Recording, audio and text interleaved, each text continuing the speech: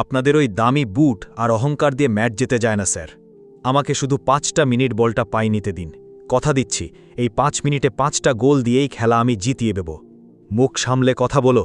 রাস্তার ভিখারি তুই আসছিস 5 মিনিটে 5 গোল করতে? 5 গোল কিভাবে সম্ভব? তোর এই অবস্থায় মাঠে ঢোকার সাহস কিভাবে হলো? সিকিউরিটি, একে মাঠের বাইরে নিয়ে যান। মাঠে থেকে বের করা তো আপনাদের উচিত। কোটি টাকার অহংকার নিয়ে 4 গোল খেয়ে বসে আছেন। আমার গায়ের ময়লা তো সাবান দিলে যাবে, কিন্তু আপনাদের এই হাড়ের কলঙ্ক মুছবেন কি দিয়ে? তোর সব সাহস আর অহংকার আজ আমি এই মাঠেই ধুলোয় মিশিয়ে দেব। তুই যদি এই 5 মিনিটে একটা গোল করে দেখাতে পারিস, তাহলে আমি সবার সামনে কথা দিলাম এই মাঠে আর কোনোদিন মুখ দেখাবো না। ঠিক আছে স্যার, ঘড়ি ধরে রাখুন। এই 5 মিনিটে আমি একটা নয় 5টা গোল করে দেখাবো। আর খেলা শেষে আপনাকে এই মাঠ ছাড়তে হবে না। শুধু দাঁড়িয়ে দেখবেন দামি বুট জুতো ছাড়াও জাদুর জন্ম কিভাবে হয়। কারণ মনে রাখবেন, অহংকার হয়তো আপনাদের মতো রাজপ্রাসাদে জন্মায়, কিন্তু আসল চ্যাম্পিয়নরা জন্মায় আমাদের মতো রাস্তার ধুলোয়। কল্পনা করুন একটি বিশাল স্টেডিয়াম, ফ্লাডলাইটের তীব্র আলোয় পুরো মাঠ যেন দিনের মতো আলোকিত, হাজার হাজার দর্শকের গগনবিদারী গর্জন, কোটি টাকার টুর্নামেন্ট। মাঠের এক প্রান্তে দাঁড়িয়ে আছে বিশ্বের নামি দামি সব তারকা খেলোয়াড়, আর তাদের ঠিক সামনে দাঁড়িয়ে আছে 15 বছরের এক শীর্ণকায় কিশোর, গায়ে সাধারণ একটি গেঞ্জি, পায়ে কোনো দামি বুট নেই। দলের হার প্রায় নিশ্চিত, সময় বাকি মাত্র 5 মিনিট, আর সেই ছেলেটি বুক চিতিয়ে আত্মবিশ্বাসের সাথে বলছে, আমাকে শুধু 5টা মিনিট সময় দিন, আমি 5টা গোল করে খেলা জিতিয়ে দেব। পুরো স্টেডিয়াম অবাক বিস্ময়ে তাকিয়ে আছে তার দিকে। কিন্তু এরপর যা ঘটল তা শুধু ইতিহাস নয়, তা এমন এক অলৌকিক দৃশ্য যা দেখলে আপনার চোখের পানি আটকে রাখা কঠিন হবে। কে এই ছেলে? কোথা থেকে এলো সে? চলুন ফিরে যাই গল্পের শুরুতে। পৃথিবীতে কিছু মানুষের জন্ম হয় আলো ছড়ানোর জন্য, কিন্তু নিয়তি মাঝে মাঝে সেই আলোকে এমন এক মেঘে ঢেকে দেয় যেখান থেকে ফিরে আসাটা এক অকল্পনীয় সংগ্রাম হয়ে দাঁড়ায়। আমাদের গল্পের নায়ক সাব্বির, বয়স মাত্র 15। এই বয়সে একটি ছেলের হাতে থাকার কথা বই, খাতা আর চোখে থাকার কথা রঙিন পৃথিবীর স্বপ্ন। সাব্বিরও ঠিক তেমনই ছিল। ঢাকার এক প্রান্তে একটি ছোট ছাপড়া ঘরে বাবা সোনু মিয়ার সাথে তার বাস। সোনু মিয়া পেশায় একজন সামান্য রিকশা চালক। সারা দিন রিকশা চালিয়ে যা আয় করতেন তা দিয়ে কোনো রকমে তাদের অভাবের সংসার চলত। কিন্তু দারিদ্র্য তাদের মুখের হাসি কেড়ে নিতে পারেনি, কারণ সাব্বিরের মা ছিলেন তাদের সংসারের প্রাণ এবং সাব্বিরের সবচেয়ে বড় অনুপ্রেরণা। সাব্বির নিয়মিত স্কুলে যেত, ক্লাস 9-এর এক উজ্জ্বল ছাত্র সে, কিন্তু তার সবচেয়ে বড় পরিচয় ছিল স্কুলের খেলার মাঠে। যখনই স্কুল মাঠে ফুটবলে লাথি পড়ত, সাব্বিরের পায়ে যেন জাদু ভর করত। বল একবার তার পায়ে গেলে বিপক্ষ দলের খেলোয়াড়দের ঘাম ছুটে যেত। স্কুলের হেডমাস্টার থেকে শুরু করে পিটি স্যার সবাই সাব্বিরের খেলায় মুগ্ধ ছিলেন। স্যাররা বলতেন, এই ছেলে একদিন অনেক বড় খেলোয়াড় হবে, নিজের প্রতিভায় দেশের মুখ উজ্জ্বল করবে। সাব্বির যে দলে খেলত সেই দলের জয় ছিল প্রাণ নিশ্চিত। সাব্বিরের পৃথিবীটা ছিল তার মায়ের স্নেহের আঁচল আর ফুটবলের সবুজ মাঠকে ঘিরেই। কিন্তু নিয়তির নির্মম পরিহাস। হঠাৎ একদিন সাব্বিরের জীবনে নেমে এলো এক ঘোর অমানিসা। এক রাতে তার মা ভীষণ অসুস্থ হয়ে পড়লেন। সোনু মিয়া রিকশা নিয়ে হাসপাতালে ছোটাছুটি করলেন। ডাক্তাররা অনেক চেষ্টা করলেন, কিন্তু ভাগ্যের লেখন খণ্ডা বেঁকে সাব্বিরের মা তাদের ছেড়ে না ফেরার দেশে পাড়ি জমালেন। সে বিশ্বাসই করতে পারছিল না যে মা তাকে প্রতিদিন মাঠে যাওয়ার আগে মাথায় হাত বুলিয়ে দোয়া করে দিত সে আর কখনো তাকে ডাকবে না। মায়ের মৃত্যুর সাথে সাথে সাব্বিরের জীবনের সমস্ত আনন্দ যেন থমকে গেল। সোনু মিয়াও মানসিকভাবে ভেঙে পড়লেন। সংসারে একজন মানুষের শূন্যতা যে কতটা ভয়ঙ্কর হতে পারে তা সাব্বির উপলব্ধি করতে শুরু করল। কয়েক মাস পর আত্মীয় স্বজনের চাপে এবং সংসারের হাল ধরার যুক্তিতে সোনু মিয়া দ্বিতীয় বিবাহ করলেন। বাড়িতে এলো সাব্বিরের সৎ মা। প্রথম দিকে সবকিছু স্বাভাবিক থাকলেও ধীরে ধীরে সংসারের অভাব অনটনের কারণে সৎ মায়ের মেজাজ খিটখিটে হতে শুরু করল। সংসারের টানাটানিতে সাব্বিরের ফুটবল খেলাটা তার কাছে বিলাসিতা মনে হতো। তিনি চাইতেন সাব্বির যেন কাজে যোগ দেয়। তোর বাবা সারাদিন রিকশা চালায় আর তুই সারাদিন মাঠে ফুটবল নিয়ে পড়ে থাকিস, এতে কি আমাদের অভাব দূর হবে? এমন কথা সাব্বিরকে প্রায়ই শুনতে হতো। সোনু মিয়া সারাদিন পরিশ্রান্ত হয় রাতে বাড়ি ফিরতেন, তাই সংসারের এই নীরব টানাপড়েন তার খুব একটা চোখে পড়ত না। আর সাব্বিরও তার বাবাকে কিছু বলতো না, কারণ সে জানত তার বাবা সংসারের ঘানি টানতে কতটা ক্লান্ত। ধীরে ধীরে অভাবের তাড়নায় এবং সৎমায়ের কথায় অভিমান করে সাব্বিরের স্কুল যাওয়া অনিয়মিত হয়ে গেল। তার পায়ে আর বুট জুতো উঠল না। পরিবারকে সাহায্য করার জন্য সে এলাকার ভাঙ্গারি কুড়ানোর কাজ শুরু করল। যে ছেলেটির পায়ে ফুটবল কথা বলতো সেই সাব্বিরের কাঁধে এখন একটি বস্তা। সকাল হলেই সে বেরিয়ে পড়ে রাস্তায়। কাগজ প্লাস্টিকের বোতল কুড়িয়ে যা পায় তা বিক্রি করে সংসারের জন্য টাকা নিয়ে যায়। সৎ মা খুশি হন, কিন্তু সাব্বিরের ভেতরের স্বপ্নগুলো গুমড়ে কাঁদতে থাকে। মানুষের পেশা বদলালেও তার ভেতরের প্রতিভা তো আর মরে যায় না। সাব্বিরের শিরায় শিরায় তখনও ফুটবলের নেশা। একদিন কাজ শেষে সে তার পুরনো স্কুলের মাঠের পাশে গিয়ে দাঁড়াত। দেখত তার একসময়ের সহপাঠীরা মাঠে ফুটবল খেলছে। তারও ইচ্ছে করত ছুটে গিয়ে মাঠের মাঝখানে বলটা নিয়ে একটু কারিকুরি করতে। একদিন সে নিজেকে ধরে রাখতে পারল না। বন্ধুদের কাছে গিয়ে বলল, দোস্ত, আমাকে একটু খেলতে দিবি? সাব্বির, আমরা তো এখন বড় টুর্নামেন্টের জন্য প্র্যাকটিস করছি। সাব্বিরের আরেকজন বন্ধু দূর থেকেই বলে উঠল, তোর পায়ে তো বুটও নেই, আর তুই প্র্যাকটিসে থাকিস না। তুই বরং তোর কাজে যা, পরে কোনো একদিন খেলিস। কথাগুলো সাব্বিরের বুকে খুব বাজল। কেউ তাকে গালমন্দ করেনি ঠিকই, কিন্তু এই অবহেলা তাকে বুঝিয়ে দিল সে কতটা পিছিয়ে পড়েছে। সে নীরবে সেখান থেকে চলে এলো। সেদিন বিকেলে মন খারাপ করে সাব্বির চলে আসলো তার নিজের রুমে, যেখানে তার মায়ের ছবি দেয়ালে টাঙানো। সে তার মায়ের ছবিতে হাত রেখে কান্না করছে আর বলছে, মা, তুমি আমাকে শক্তি দাও মা। তুমি তো জানতে ফুটবল আমার কতটা প্রিয়। আজ আমার খেলার কোনো জায়গা নেই। অভাব আমাকে মাঠ থেকে দূরে সরিয়ে দিয়েছে, কিন্তু আমি হার মানতে চাই না মা।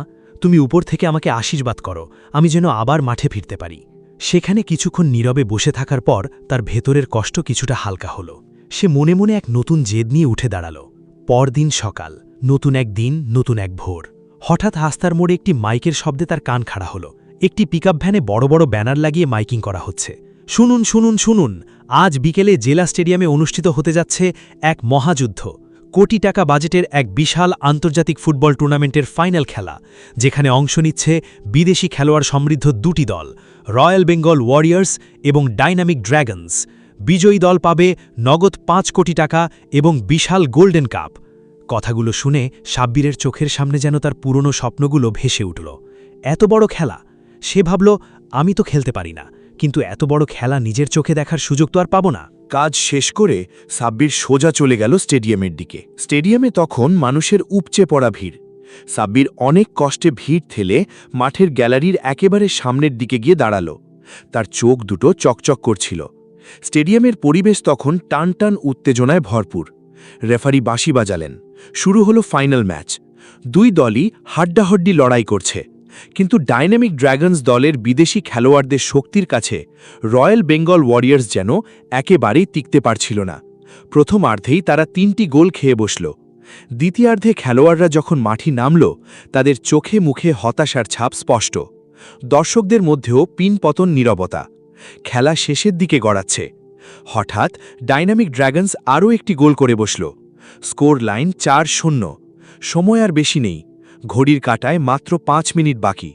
রয়্যাল বেঙ্গল ওয়ারিয়ার্সের অধিনায়ক এবং মূল স্ট্রাইকার নীরব হতাশায় মাঠের ঘাসের ওপর বসে পড়ল। ৫ মিনিটে ৪টি গোল শোধ করে ম্যাচ জেতা রীতিমতো অসম্ভব। ঠিক সেই মুহূর্তেই ঘটল এক অভাবনীয় ঘটনা। গ্যালারির পাশ থেকে বলবয়দের রাস্তা দিয়ে মাঠের ভেতর ছুটে এলো সাব্বির। সাধারণ জামা, পায়ে কোনো বুট নেই। সে সোজা ছুটে গেল অধিনায়ক নীরবের কাছে। হাঁপাতে হাঁপাতে বলল, ভাইয়া, আপনারা হাল ছেড়ে দিচ্ছেন কেন? আমাকে শুধু একবার সুযোগ দিন, আমি কথা দিচ্ছি, এই ৫ মিনিটে আমি ৫টা গোল করে আপনাদের ম্যাচ জিতিয়ে দেব। সাব্বিরের কথা শুনে নীরব অবাক হয়ে গেল। সে কিছুটা বিরক্ত হয়ে বলল, তুমি একটা ছোট ছেলে, এটা একটা আন্তর্জাতিক ম্যাচ, তুমি বুঝতে পারছো তুমি কি বলছো? দয়া করে তুমি মাঠের বাইরে যাও, আমাদের এমনিতেই মন খুব খারাপ। সাব্বির মাটি কামড়ে দাঁড়িয়ে রইল। তার চোখের দৃষ্টিতে অদ্ভুত এক আত্মবিশ্বাস। সে দৃঢ় কণ্ঠে বলল, ভাইয়া, আমার অবস্থা দেখে আপনাদের বিশ্বাস হচ্ছে না, কিন্তু আমি গ্যারেন্টি দিয়ে বলতে পারি, আমাকে শুধু ৫টা মিনিট বলটা পায়ে নিতে দিন প্লিজ। হঠাৎ পেছন থেকে দলের হেড কোচ মিস্টার রহমান এগিয়ে এলেন। তিনি সব কিছু শুনলেন। কোচ সাব্বিরের চোখের দিকে তাকিয়ে কি যেন একটা দেখতে পেলেন, এক প্রবল জয়ের ক্ষুধা। তিনি নীরবকে বললেন, থামো নীরব, আমাদের তো হার নিশ্চিত, আর মাত্র ৫ মিনিট আছে। অনেকের মধ্যেই ঈশ্বর প্রদত্ত কিছু অদ্ভুত প্রতিভা থাকে। ছেলেটার আত্মবিশ্বাস তো দেখো, ওকে একটা সুযোগ দিয়ে দেখতেই বা কি ক্ষতি। কোচের কথায় সবাই স্তব্ধ হয়ে গেল। কোচের নির্দেশে রেফারিকে বলে বিশেষ অনুমতি নিয়ে সাব্বিরকে বদলি খেলোয়াড় হিসেবে মাঠে নামানো হলো। দর্শকদের মধ্যে কানাঘুষা শুরু হয়ে গেল। আরে দেখো, ওয়ারিয়ার্সরা কি ম্যাচ ছেড়ে দিল? একটা অচেনা কিশোরকে নামিয়েছে গোল শোধ করতে। কিন্তু সাব্বিরের কান সেদিকে নেই। সে চোখ বন্ধ করে একবার তার মায়ের মুখটা স্মরণ করল। মা যেন আকাশ থেকে তাকে বলছে, যা বাবা, দেখিয়ে দে তোর প্রতিভা। রেফারির বাঁশি বাজল, খেলা আবার শুরু হল। বল পেল রয়্যাল বেঙ্গল ওয়ারিয়ার্সের এক মিডফিল্ডার। সে কোচের কথা মতো বলটা সাব্বিরের দিকে বাড়িয়ে দিল। বল পায়ে পেতেই সাব্বিরের যেন রূপান্তর ঘটে গেল। সে যেন এক ক্ষুধার্ত চিতাবাঘ। সে বল নিয়ে এমন ক্ষিপ্র গতিতে ছুটতে শুরু করল যে বিপক্ষ দলের ডিফেন্ডাররা কিছু বুঝে ওঠার আগেই সে ডি বক্সে ঢুকে পড়ল। গোলকিপার এগিয়ে আসতেই সাব্বির এক জাদুকরী শট নিল। বলটা গোলকিপারের মাথার ওপর দিয়ে হাওয়ায় ভেসে সোজা জালে জড়িয়ে গেল। গোল! পুরো স্টেডিয়াম নিস্তব্ধ। কয়েক সেকেন্ড পর দর্শকদের গর্জনে ফেটে পড়ল গ্যালারি। কিন্তু সাব্বিরের উদযাপন করার সময় নেই। সে বলটা কুড়িয়ে এনে মাঝমাঠে রাখল। খেলা আবার শুরু। এবার বিপক্ষ দল তাকে মার্ক করার চেষ্টা করল, কিন্তু সাব্বিরের পায়ের কাজ এতটাই নিপুণ যে ৩ জন খেলোয়াড়কে কাটিয়ে মাঠের একদম কর্নার সাইড থেকে এক অবিশ্বাস্য বাঁকানো শটে দ্বিতীয় গোলটি করে বসল সে। স্কোর ৪-২। এবার ওয়ারিয়ার্স দলের খেলোয়াড়দের মধ্যেও যেন প্রাণ ফিরে এলো। তারা বুঝতে পারল এই ছেলে সাধারণ কেউ নয়। তারা সাব্বিরকে পাস দিতে লাগল। সাব্বির ১৫ বছরের এক কিশোর, কিন্তু তার জেদ তাকে থামতে দিচ্ছে না। ৩ মিনিট পেরিয়ে গেছে। সাব্বির মাঝ মাঠ থেকে একাই বল টেনে নিয়ে গিয়ে বিপক্ষ দলের ডিফেন্স গুড়িয়ে দিয়ে তৃতীয় গোলটি করল, এবং ঠিক তার ৩০ সেকেন্ড পরই নীরবের একটি ক্রস থেকে দুর্দান্ত এক হেডারে চতুর্থ গোল। Score ৪-৪ draw. পুরো স্টেডিয়ামের দর্শকরা উত্তেজনায় দাঁড়িয়ে পড়েছে। কেউ বিশ্বাস করতে পারছে না যে তাদের চোখের সামনে কি ঘটছে। সাব্বিরের সতীর্থরা ছুটে এসে তাকে বুকে জড়িয়ে ধরল। সাব্বির প্রচণ্ড ক্লান্ত হয়ে পড়েছে। সে ঘাসের উপর হাঁটু গেড়ে বসল লম্বা শ্বাস নেওয়ার জন্য। সময় আর মাত্র ১ মিনিট বাকি। সবাই ভাবল ম্যাচটা ড্রতেই শেষ হবে, কিন্তু সাব্বির মাটি থেকে উঠে দাঁড়াল। তার স্কোর ৪-৪ ড্র। পুরো স্টেডিয়ামের দর্শকরা উত্তেজনায় দাঁড়িয়ে পড়েছে। কেউ বিশ্বাস করতে পারছে না যে তাদের চোখের সামনে কি ঘটছে। সাব্বিরের সতীর্থরা ছুটে এসে তাকে বুকে জড়িয়ে ধরল। সাব্বির প্রচণ্ড ক্লান্ত হয়ে পড়েছে। সে ঘাসের উপর হাঁটু গেড়ে বসল লম্বা শ্বাস নেওয়ার জন্য। সময় আর মাত্র ১ মিনিট বাকি। সবাই ভাবল ম্যাচটা ড্রতেই শেষ হবে, কিন্তু সাব্বির মাটি থেকে উঠে দাঁড়াল। তার চোখে মুখে চরম ক্লান্তি, কিন্তু কণ্ঠে ইস্পাতের মতো দৃঢ়তা। সে বিড়বিড় করে বলল, আমি বলেছিলাম ৫ মিনিটে ৫ গোল করব, আমি জিতবই। খেলা শুরু হলো। শেষ ১ মিনিট। বিপক্ষ দল এখন মরিয়া হয়ে রক্ষণভাগ সামলাচ্ছে। ঘড়ির কাঁটা টিকটিক করে এগুচ্ছে। আর মাত্র ৩০ সেকেন্ড। হঠাৎ বিপক্ষ দলের একটি ভুল পাসে বল এসে পড়ল সাব্বিরের পায়ের কাছে। সাব্বির জানত এটাই শেষ সুযোগ। সে তার জীবনের সমস্ত শক্তি, সমস্ত জমাট বাঁধা স্বপ্ন যেন তার ডান পায়ে জমায়েত করল। গোলপোস্ট থেকে প্রায় ২৫ গজ দূর থেকে সে এমন এক বুলেট শট নিল যা ঠেকানোর সাধ্য কোনো গোলকিপারের ছিল না। বলটা রকেটের বেগে গিয়ে জালে আছড়ে পড়ল। গোল! ৫-৪। রেফারি দীর্ঘ বাঁশি বাজিয়ে ম্যাচ শেষের ঘোষণা দিলেন। পুরো স্টেডিয়াম যেন ভূমিকম্পের মতো কেঁপে উঠল। এদিকে সাব্বিরের বস্তি এলাকায় চায়ের দোকানে বসে টিভিতে খেলা দেখছিল তার বাবা সোনু মিয়া এবং সৎমা। টিভির পর্দায় ছেলেটির চেহারা জুম করতেই সোনু মিয়া লাফিয়ে উঠলেন। আরে, এ তো আমার সাব্বির! আমার ছেলে টিভিতে খেলছে! তার চোখ দিয়ে আনন্দের অশ্রু ঝরতে লাগল। পাশে বসা সৎমা স্তব্ধ হয়ে গেলেন। তার চোখের সামনে ভেসে উঠল কিভাবে অভাবের তাড়নায় তিনি ছেলেটির স্বপ্নকে অবহেলা করেছিলেন। নিজের ভুলের জন্য তার ২ চোখ বেয়ে অশ্রু ঝরতে লাগল। তারা দুজনেই ছুটে চললেন স্টেডিয়ামের দিকে। মাঠে তখন এক অন্যরকম দৃশ্য। ওয়ারিয়ার্স দলের খেলোয়াড়রা এখন সাব্বিরকে কাঁধে তুলে নিয়ে পুরো মাঠ প্রদক্ষিণ করছে। দর্শকরা সাব্বির সাব্বির বলে স্লোগান দিচ্ছে। নীরব সাব্বিরের কাছে এসে তাকে জড়িয়ে ধরে বলল, ভাই, তুই আজ আমাদের শুধু ম্যাচ জিতাসনি, তুই প্রমাণ করেছিস আসল প্রতিভা কখনো লুকিয়ে রাখা যায় না।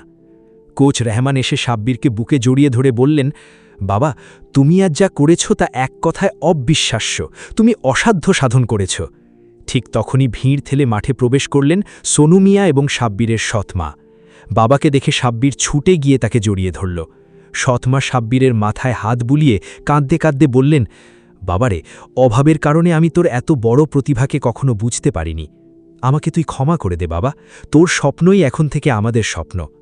কোচ রেহমান ঘোষণা দিলেন, আজ থেকে সাব্বিরের পড়াশোনা, তার থাকা খাওয়া এবং তার উন্নত প্রশিক্ষণের সমস্ত দায়িত্ব আমাদের ক্লাবের। সাব্বির এখন থেকে আমাদের ক্লাবের সেরা রত্ন।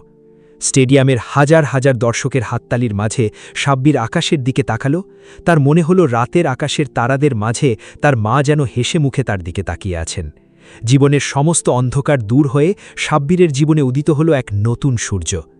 গল্পটি তোমাদের কাছে কেমন লাগলো তা অবশ্যই কমেন্ট করে জানাবেন। যারা আমার চ্যানেলে নতুন তারা আমার চ্যানেলটি সাবস্ক্রাইব করে পাশে থাকবেন। দেখা হবে নতুন কোনো ভিডিও নিয়ে। সেই পর্যন্ত সবাই ভালো থাকবেন। ধন্যবাদ।